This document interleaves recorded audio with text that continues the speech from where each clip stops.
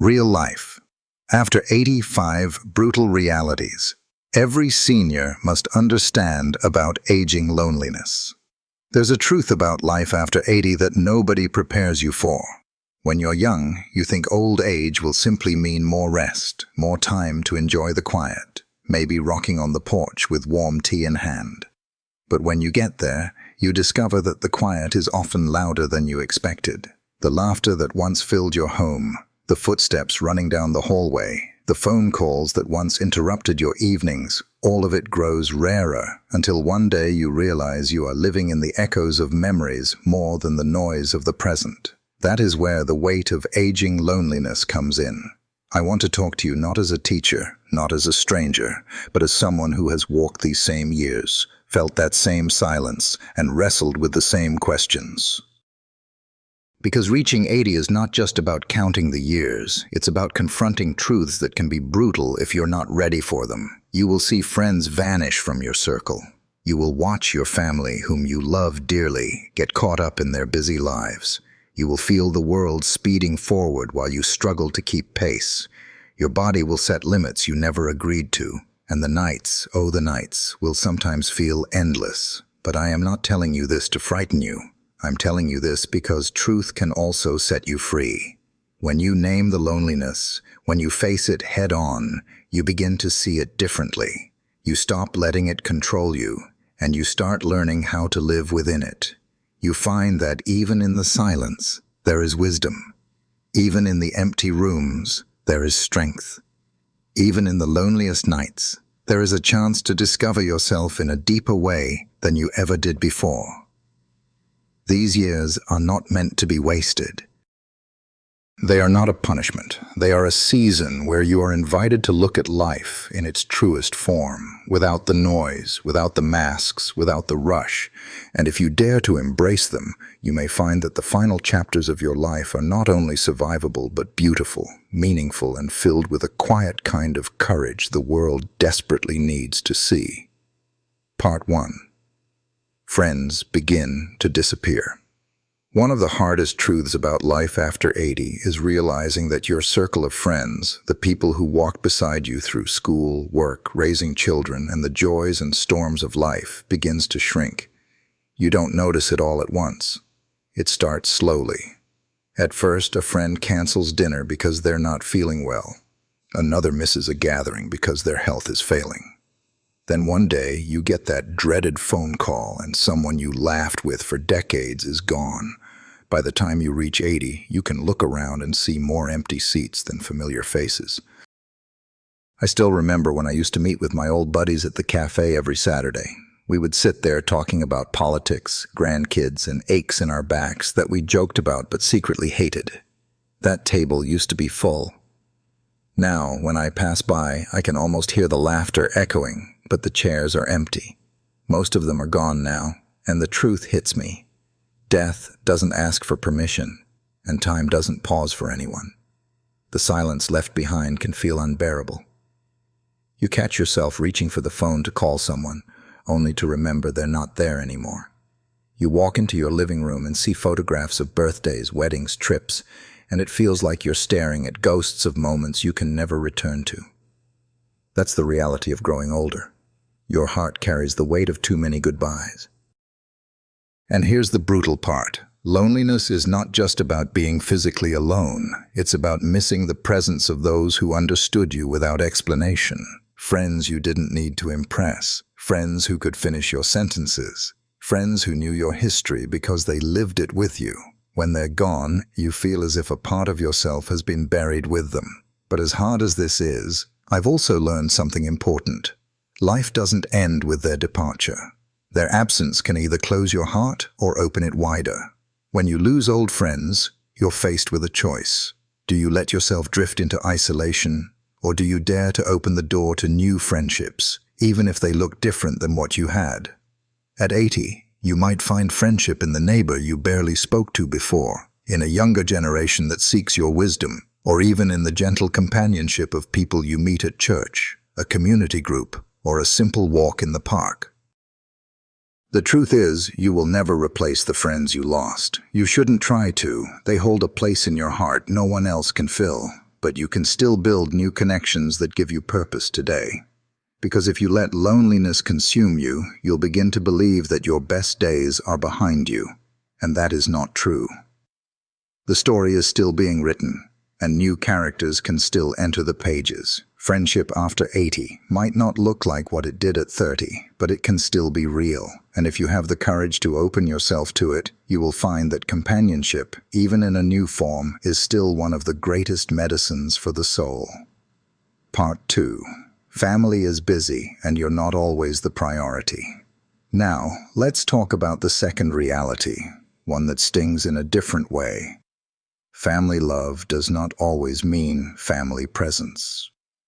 When you were younger, you poured yourself out for your children. You worked long hours, cooked meals, stayed up late when they were sick, sacrificed your own dreams so they could chase theirs. Deep down, you thought that when you reached your later years, that love would come back to you in equal measure. And sometimes it does.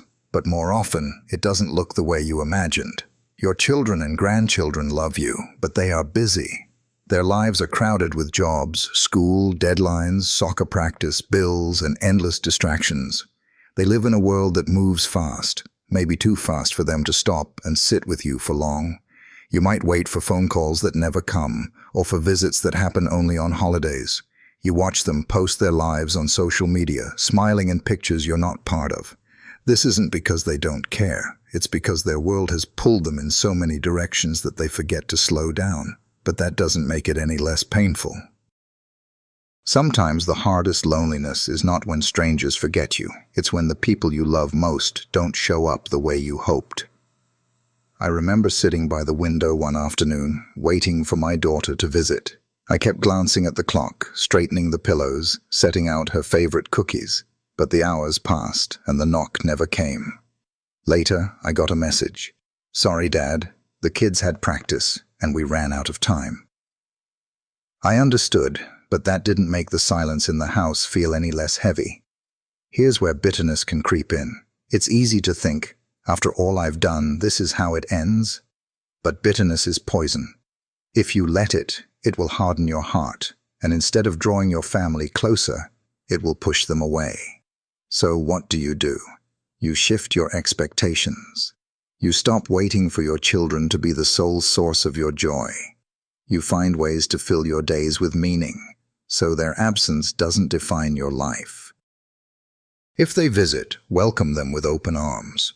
If they don't, live anyway. Read, write, create, volunteer. Pour your energy into things that remind you life is still worth living. And here's the secret. When you live with joy, your family notices. They may not always say it, but they see the light in you, and it draws them in. If you live angry, they'll avoid you. If you live with gratitude, they'll want to be near you. Love your family, yes. Long for them, yes. But don't let their absence destroy you, because your life's worth doesn't depend on how often they call. Your life is still sacred, still valuable, still capable of touching others, even if your family is too busy to see it right now. Part 3. The world moves on without you. One of the most jarring things about reaching 80 is realizing how quickly the world changes and how easily it moves on without you. You can walk down the same street you've known for decades, and it feels like another planet. The bakery you used to visit every morning is gone, replaced by a store selling gadgets you don't understand. The songs on the radio sound like noise. People speak in slang you can't quite follow. Everyone seems to be in a hurry, their faces lit up by glowing screens instead of real conversations. At first, you try to keep up. You ask your grandchildren to show you how to use a smartphone, but they swipe faster than your eyes can follow. You sit in a room where everyone's thumbs are tapping and you realize you're the only one looking for a pair of eyes to meet. That's when loneliness strikes hardest. Not because you're alone, but because you feel invisible. It's as if the world has built a new language that you were never taught. And it can leave you with a sinking feeling. Maybe I don't belong anymore. That thought is dangerous, because the moment you start believing you don't belong, you withdraw. You stop asking questions. You stop going places. You tell yourself it's easier just to stay home. But here's the wisdom I've learned. You don't have to know everything to still matter. The world may race forward with its technology, but what it lacks and desperately needs is wisdom, compassion, and perspective. And those are things you have in abundance. Young people may not always say it, but they hunger for stories, for understanding, for someone who has walked the long road before them. They may live in a world of screens, but they still long for connection. And you, at 80, can be that connection. Don't retreat into silence just because you don't understand the latest gadget. Ask questions, yes, but also share. Tell the story of what it was like to grow up without the internet, when conversations happened face to face and neighbors actually knew one another. Teach patience in a world obsessed with speed. Teach kindness in a world consumed by competition. The world may not come knocking on your door, but that doesn't mean you have nothing to give. Your presence can still be a bridge between what was and what is. You are not outdated. You are timeless. And as long as you breathe, you still belong. Part 4. Health fails and independence fades. The fourth brutal reality of life after 80 is perhaps the most painful to accept. Your body no longer obeys you the way it once did. For years, you took for granted the ability to walk where you wanted, to drive when you pleased, to cook your own meals, to shower without fear of falling. But now, every simple act becomes a reminder that time is no longer your ally. Your knees ache when you stand. Your back stiffens after sitting. Your eyes blur when you try to read. Your hearing fades until conversations become half-guessing games. And sometimes your hands shake when you reach for a glass of water. These changes don't just frustrate you, they isolate you. Because when your health fails, independence slips away with it. And when independence fades, loneliness grows. You can no longer just get up and visit a friend. You can no longer join the group on a trip without help. You find yourself sitting out of activities you once loved because your body simply won't cooperate. The world feels smaller. Your house becomes both a shelter and a prison. But here's the truth that many seniors miss. Needing help does not make you a burden. Our pride tells us we should do everything ourselves. We whisper, "I don't want to bother anyone." But refusing help often deepens loneliness. Accepting help, on the other hand, opens the door to connection. It allows others to step into your life, to show love, to walk beside you. I've seen too many people shrink into despair because they confuse independence with dignity, but they are not the same. Independence is the ability to do things alone. Dignity is the worth you carry as a human being. And let me tell you, your dignity does not fade with age. It does not fade when you ask for help to get up from a chair or to take you to the doctor. In fact, sometimes your courage in accepting help inspires others more than your independence ever could. Yes, it hurts to lose the body you once had. Yes, it's frustrating to depend on others for what used to be simple. But your value is not in what you can do, it's in who you are. You can still smile. You can still pray. You can still bless. You can still offer words of wisdom and encouragement that no illness or wheelchair can take away. So when health fails, do not let loneliness convince you that you are useless. You are still needed. You are still loved. And your life, even in its frailty, has more meaning than you can imagine. Part 5. The nights feel longer and the silence louder. The daylight hours have a way of distracting you. There are chores to finish, television shows to watch, maybe a neighbor to wave at, or a doctor's appointment to attend. But when the sun goes down and the house grows still, that's when loneliness becomes a sharp companion. The night has a way of magnifying silence. Every tick of the clock feels louder. Every creak of the house sounds like a reminder of the emptiness within. If you've lost a spouse, the bed becomes a battlefield. You reach out instinctively to the other side, only to find it cold. You lie awake, replaying old conversations, wondering if you said, "I love you," enough. If you live alone, the walls feel like they're closing in, and you whisper prayers just to hear your own voice. That's the brutal reality of the nights after 80. They feel longer, heavier, harder to endure. But here's what I've learned in those long hours. Silence can either suffocate you or sanctify you. The nights can become the loneliest hours of your life, or they can become a sacred space where you rediscover your soul. When the world is asleep, you have the chance to do something rare, to actually listen. Listen to your heart. Listen to the whispers of faith. Listen to the stories you've lived and the lessons they're still teaching you. I've spent many nights sitting at my kitchen table with a pen and notebook, writing down memories, prayers, and lessons I want to leave behind for my children and grandchildren.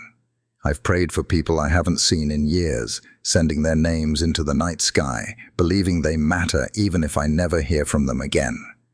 And you know what? Those nights, instead of breaking me, built me. They became my time of strength. Loneliness at night is real. It hurts, but it doesn't have to destroy you. Instead of running from it, you can face it. You can light a candle, open a book, pray softly, or even talk aloud to the loved ones you miss, not because they can hear you, but because your own heart needs to remember their presence. These small acts transform the silence into sanctuary, and in that sanctuary, you realize something powerful. You are never truly alone. Conclusion: turning loneliness into legacy. So here we are, standing face to face with the 5 brutal realities of aging loneliness after 80. Your circle of friends shrinks. Your family is often too busy. The world races forward and leaves you behind. Your health robs you of independence, and the nights test you with silence. These are not easy truths. They are heavy, and they can break you if you're not prepared. But here's the wisdom I want to leave with you. While loneliness is real, it does not have to be the final word on your life. The fact that you are still here means your story is not finished. Every day you wake up, you are being given another page to write. And what you write with those days is up to you. You can let loneliness close your heart, or you can let it open your eyes to the beauty still left. You can let the silence crush you, or you can let it become a space for reflection, prayer, and peace. You can mourn the friends you've lost, but you can also honor them by living with the joy they would have wanted for you. You can feel the sting of family's absence, but you can choose to love them anyway, leaving behind a legacy of grace instead of bitterness. Aging is not easy. Loneliness is not kind. But there is strength in you that even 80 years cannot take away. There is wisdom in you that the world still desperately needs, and there is love in you that can outlast even the quietest nights. So don't believe the lie that life after 80 is just waiting to die. It's still life. It's still precious. And it's still yours to live with dignity, courage, and meaning. Let your days be a testimony not of what you lost, but of what you still carry. Endurance, hope, and a heart that refuses to quit. In the end, loneliness is not the enemy. It is the invitation. An invitation to discover yourself, to deepen your spirit, and to leave behind a legacy that whispers to the world, even in the silence I lived, even in the quiet I loved, even in the loneliness I mattered,